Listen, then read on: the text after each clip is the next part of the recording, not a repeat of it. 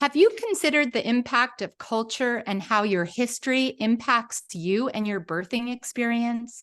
How patriarchy, misogyny, oppression, and suppression have muted the power of Black womb keepers and their wombs? Hi, I'm Deborah Pascali Bonaro, host of the Orgasmic Birth Podcast. My guest today has so much to share about Black wombs unbound.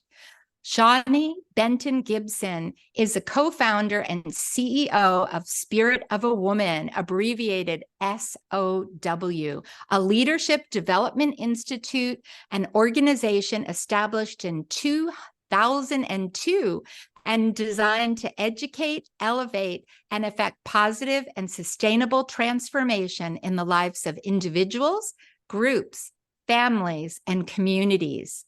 Under Shawnee's leadership and vision, SOW offers innovative coaching, counseling workshops, and training experiences to individuals, groups, and organizations seeking to expand their power, purpose, and impact the world. Miss Benton Gibson is a graduate of New York University Silver School of Social Work. She's a licensed practitioner with over 28 years of professional experience in the areas of substance abuse prevention, treatment and recovery, adolescent development, individual, family, and group counseling, women's health, birth equity, social justice, grief, loss, bereavement, and trauma. Shawnee is a master teacher, trainer, healer, vision coach, performance artist, and an inspirational speaker, officiant, mother, and friend. Her principal teaching and healing tools consist of spiritual counseling, coaching, writing, sacred rituals, psychodrama, sociometry, energy work, and the performing arts and storytelling as mediums to ignite transformation and initiate catharsis. I recently met Shawnee when she was a guest teacher in one of our doula workshops, and myself and everyone was immediately captivated with her stories, wisdom, and opportunities for activism and healing. Then I watched the documentary, and I should say the powerful and important documentary, Aftershock, hearing Shawnee's personal story of the tragic death of her daughter, Shamani, after childbirth as a Black woman who was not listened to and did not receive the preventable care she deserved. Aftershock touched my heart deeply and reaffirmed why we must have these conversations and we must all speak up for change. Shawnee, your work is a testament to the power to turn pain to purpose, and I am beyond honored to welcome you today to our podcast. Welcome. Thank you so much. It's an honor to be here, and I look forward to the juicy conversation we're going to have. Just the prep alone has been so amazing, so I know that it's going to be magnificent. Yes. And, we talked a little bit, and I'd love for you to share a little bit about your own journey with birth. And you kind of said that opened up an orgasmic life. So can you share what was that like? Yes, before I begin with that, I want to share that sometimes trauma, as you just put forward, can be the catalyst for these amazing revelations about life and living. Get you connected to your own mortality, because we're talking about death and loss of my daughter, and then also my own journey. Like I've had three births, and I also like to tell people that I've released pregnancies. So I've been pregnant more than three times. I just chose not to carry those pregnancies forward. I've never miscarried. But all of those journeys with my womb, all of those journeys of discovery, being a young woman, experiencing these rites of passage have taught me many, many things about myself as a Black woman, as a womb keeper, as you mentioned. I love that terminology. I use it as well. And as someone who has been blessed with the ability, no longer, but when I was menstruating, like the power of the release of blood and what it means. And I engage in these conversations because so many women of color have been robbed of the power of our flowering time, our menstrual flow, and who we are as sexual and reproductive beings and sensual beings on the planet.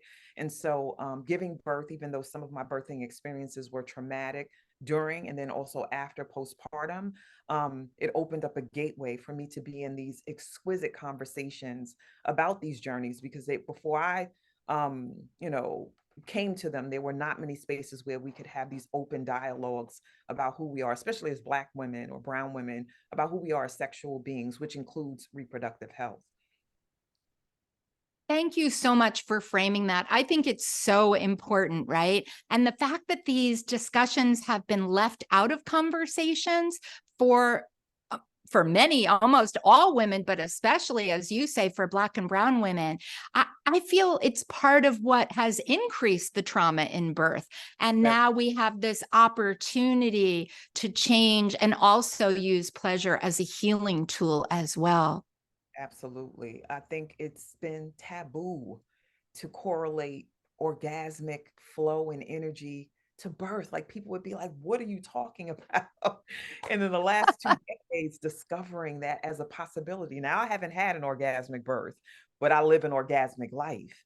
So I wish that I would have been given that opportunity to recognize that I could utilize my sensual sexual energy to support me in my birthing journey, but I just wasn't taught that.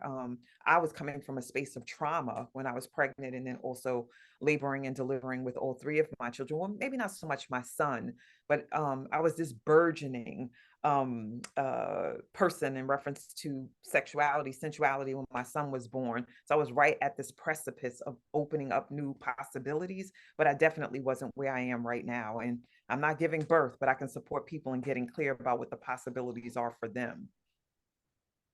I mentioned up front, and these were, your words too. How do you feel the patriarchy, misogyny, oppression, and suppression kind of mutes the power of Black womb keepers in their wombs in general, and certainly as you talk about leading into reproductive health and childbirth?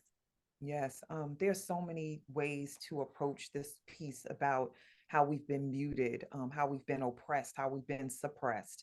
The first thing that comes up for me, because I'm in conversation all the time about reproductive justice and inequities, that the commodification, the medicalization of birthing has put us in a box. And so when you're told you must go to the hospital to give birth, then that already puts you in a frame of mind that I'm sick, that I need guidance from medical professionals, that I don't know what to do with my body. They're shifting, but when they attach you to wires and they have to monitor you and you have to lay in the bed, it already puts you in the framework that I don't know what I'm doing. My body needs their support. And more often than not, it's male support to move through this sacred process. And we were doing it for eons before men were ever thought about or part of the process, right? So that level of suppression and repression has really, really stopped and blocked our flow. When they took birthing out of the hands of the sacred womb keepers, the birth workers, the midwives, the granny midwives, then that also stopped and blocked flow. So this is women's work, or folks who identify with the feminine. It's our work, feminine, it's our work. And it's definitely something that we're called and appointed to do, to cover.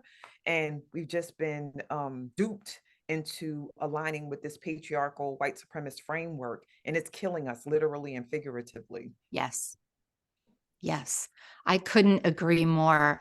And, you talk about, had you known then, sorry, I what know. you know now, it would have been different. Understanding that we have this white supremacist, racist, patriarchal view of birth, and we lost so much when we lost I like calling them the grand midwives, right? The Yeah. granny midwives, the history of women, as you spoke so well about supporting birth. What would you have brought? What would you have done different in your own experiences? Yes. One of the things that I realized intuitively I got, it wasn't because I was taught, was the need to create sacred space so that women and girls, young women could be prepared for birthing. When I did rites of passage programming, I did that for 10 years with girls between the ages of 12 to 16, Black and brown girls, in fact. We would celebrate their flowering, their moon time. When we would meet for our meetings, we would ask, is anybody experiencing their moon? And, some of the girls would raise their hands, and we would celebrate that and honor that and pay homage to them. So just starting really young to big up the fact that we have this power in our womb spaces, and that blood rights are sacred. They're part of our innate ability to heal, to transform, to be intuitive, like all of that. So I would start then, so it doesn't become this thing that you have to quickly study and figure out once you have conceived. Or once you start having sex, which honestly, even when I was sexually active, which I started when I was like 14, 15, I had no clue about how my body worked or what my womb, I didn't even use the terminology, of course, womb or any of that. It was like down there and doing it and really crazy stuff, but that's what I learned, right? And I don't say this as an affront or an attack on the women in my family on both sides, but when I started to menstruate, what I was told was keep my panties up and my skirt down, and was told these false things about how I could get pregnant. But that was because those women in my family were suppressed and oppressed, and they just shared from their fear. And so I was committed not to perpetuate that with my own daughters, and then also with other young girls and women. The other piece that I would do was engage in ritual and ceremony as a form of preparation. Like I've had the blessing of doing these sacred ceremonies to prepare women. We call them blessing ways, for women to be prepared for their birthing process, to have hands laid on them, to wash their feet, to celebrate them, and engage in affirming messages to bless the womb, the baby, because I call the womb the first house for all of us. And if you're in a state of crisis and chaos, if you're confused, if you're fearful, then you're injecting that into the sacred space for the baby. So I would definitely do the pre-work, so that when we go into the birthing space, we're prepared and covered energetically, spiritually, emotionally, and mentally. And then birthing at home, birthing at birthing centers, having doulas, having midwives, having folks that look like you. And after you give birth, people preparing food and asking you if you're all right and you know what to say, just all of the things, meaning speak the truth and not like, oh, all is well, when it's really not, especially with your mental health. So there's a lot of things that I would have done differently, and a lot of things that I would teach others than I do now, but I just wish it was different back then. I'm 54, soon to be 55, and I didn't have the privilege of those things. Yeah, it really is. And I like how you say, down there, because also I grew up in a time, being even a little bit older than you, where these things had more shame and didn't have the celebration. I love the way you express the ceremony, the sacred ceremony, the ways people can prepare.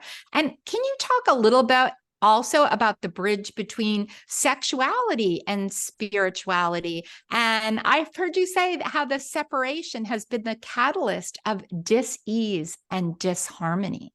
Yes, for sure. So we've been taught to compartmentalize. It's weird because the way that we bring new life into the world, where most of us, because they're coming up with ways for us not to engage in this way, is through prayerfully intimate, safe, consensual exchange of love and of flesh. And flesh is not a bad thing. It's like how this is our house, our sacred house. And I mentioned earlier about living an orgasmic life. Like for me, it's not just about the physical, it's about what sexuality and sensuality and spirituality can provide. Like with my partner, I can co-create possibility. I can I identify as heterosexual. I can merge and co-create energy with a partner that has nothing to do with reproduction, especially not at this stage in my life. Right. Right? And just like we want to manifest a house, we want to generate this amount of money so that we can invest in, whatever it is we want to do. We want to amplify our business and use that sacred exchange to co-create the outcome that we want.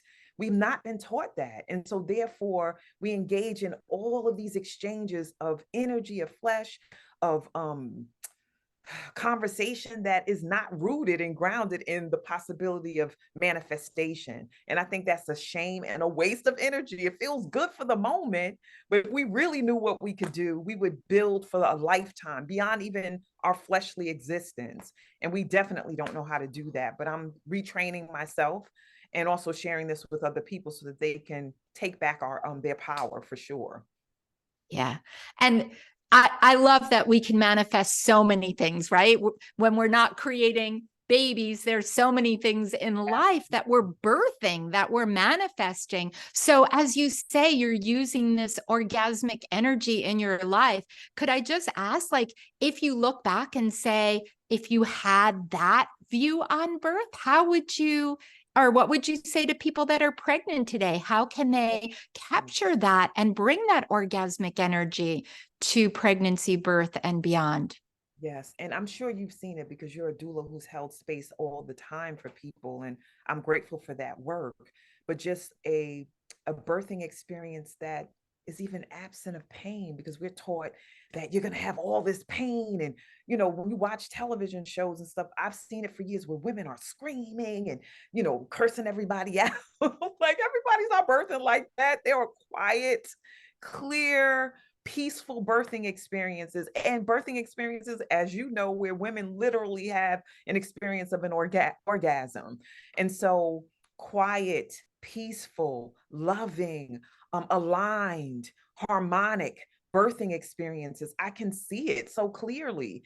With my son, I didn't use this language, but I know that because I had a midwife, my two daughters were there to witness and hold space. One of my daughters, Shawnee, who passed away, her boyfriend at the time was present as well, and their her two best friends. So I had, what was it, seven, and my son's dad. I had like seven birthing partners, and most of them were young people. So I was given an opportunity for them to see and experience birthing that wasn't like the caricature, especially for a Black woman, that they've witnessed in cartoons and in movies. And it's made out to be a mockery or a joke. So when I think about the possibility of being prepared, music and meditation and focused breathing, and oh my gosh, for me, that's an orgasmic birthing experience where there's joy and happiness, and the baby comes into this peaceful environment, and the stage is set for them to have a peaceful life. Beautiful. I could really feel like all the young people around you too. What a beautiful gift for them, but for you too, right? Yes, To birth an environment of such love and connection. yes.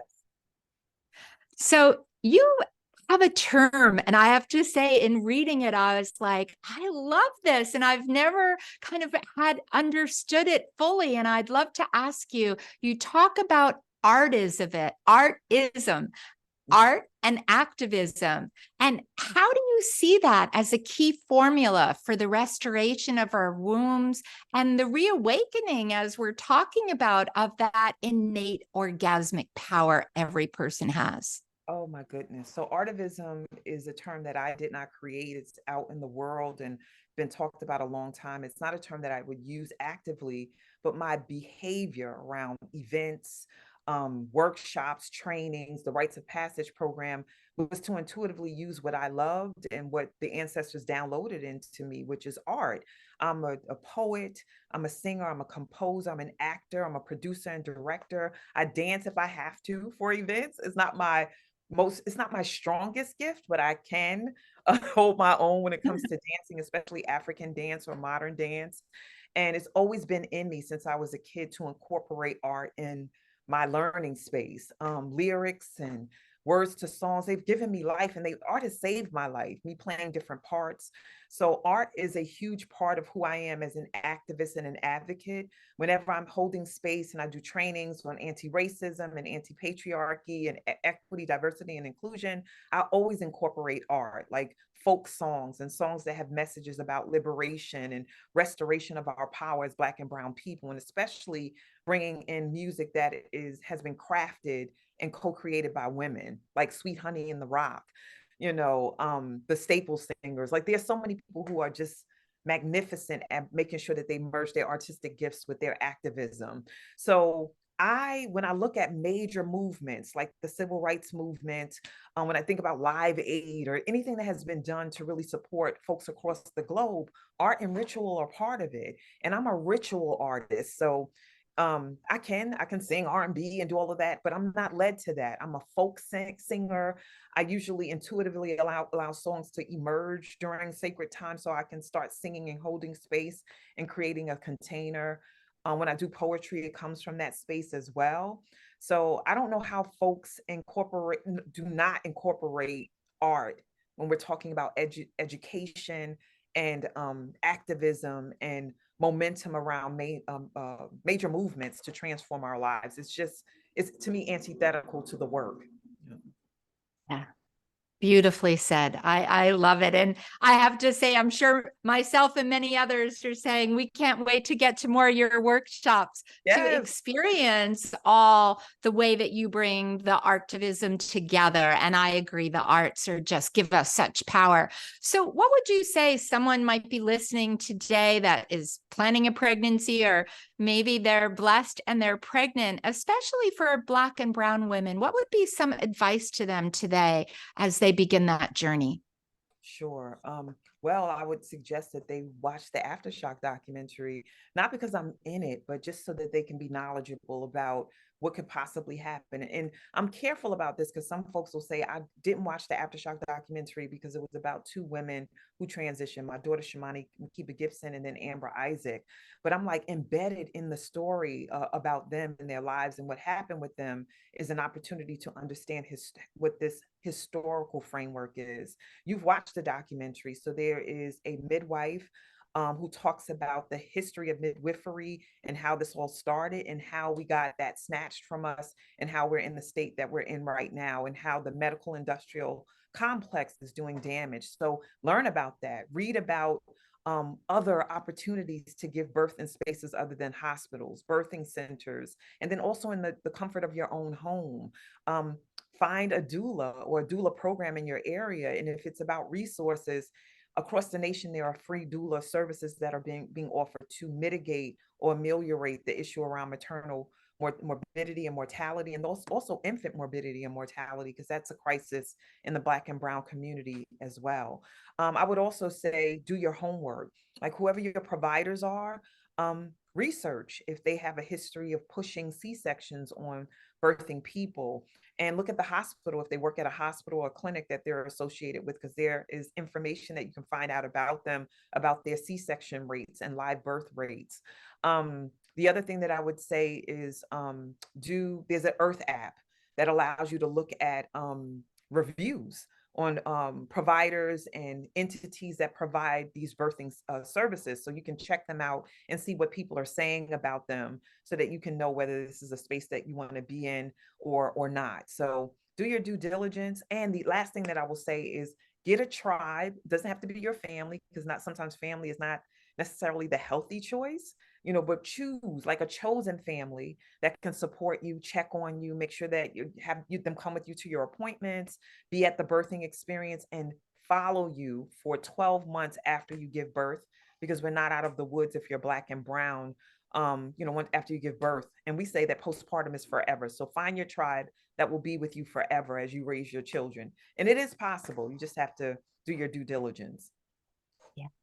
Definitely do your due diligence. And truly, for everyone that just heard that, you might want to go back and write all those tips down, because you Exactly. really put a lot in there. So I hope listen to that twice, because so much good wisdom. Is there anything else you'd like to share? And I know that listening are also many doulas, people who have given birth. And, how can we add our voice to bring about change and support creating a healthy maternity care system for all? Ashe, thank you for the question, because I don't want to leave here without saying a couple of things. So as a doula, as a midwife, as an OBGYN or a birth worker, a nurse, labor and recovery nurse, or delivery nurse, and recovery, because recovery is super important to all of it, I encourage you to get clear about who you are and why you're in this work, and do work around the racist and patriarchal postures that we take, because we've been indoctrinated with that. Wherever you went to school, patriarchy and white supremacy is alive. Even if it's a school where it's predominantly people of color, that they're usually systems that are structured behind white systems and the infrastructure that governs them. So that's super important. So look at self and be introspective.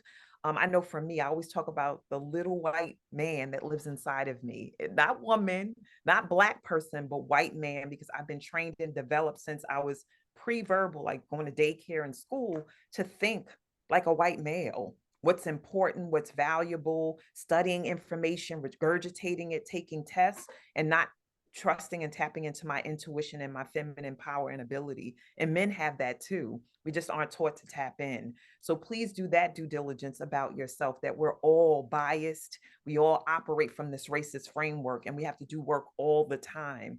Being anti-racist is a way of life for me. And I invite you to take that on, not just 9 to 5 or when you're at the hospital, but everywhere that you live and breathe and work and co-create. The last thing that I will say too is this quote by Neely Fuller Jr. If you don't understand racism, what it is and how it works, everything that you think you understand will only serve to confuse you. So please do the work and recognize that these systems are designed the way that they're designed, and they perpetuate themselves, and only we, us, can stop it from going that way. So do the work, please. Yes, thank you so much, Shawnee. How important. And I hear you, and really it's a call for us, as you say, every day to do the work and to keep learning and growing. And with that, I know that you offer many opportunities for people to engage with you and to go deeper. Can you talk a bit about some of the things that you offer and where people can connect with you? Sure. So you can find me on social media. I have an IG page, well, two. One is at Shawnee the Healer. So that's my personal page, but there's a lot of information about the work that I do. And then I have a foundation along with my family. We co-created called the ARIA Foundation, ARIAH. And you can find us at the ARIA Foundation on IG and also on Facebook for both. You can find me, Shawnee Benton Gibson, on Facebook as well. I also want to share that I am one of the leaders and co-producers of the Speak, Move, Change movement and the National Postpartum Awareness campaign for Black, Indigenous people of color birthing people. And we do work annually. So seek us out so you can be part of that national movement, and you can contribute to our efforts to make sure that women and birthing people that are persons of color are covered beyond giving birth, beyond 6 weeks. Once again, postpartum is forever. So find me, Google me, and please watch the Aftershock documentary. We definitely want to make sure that that's being seen by everybody who's a stakeholder in this work across the nation and abroad.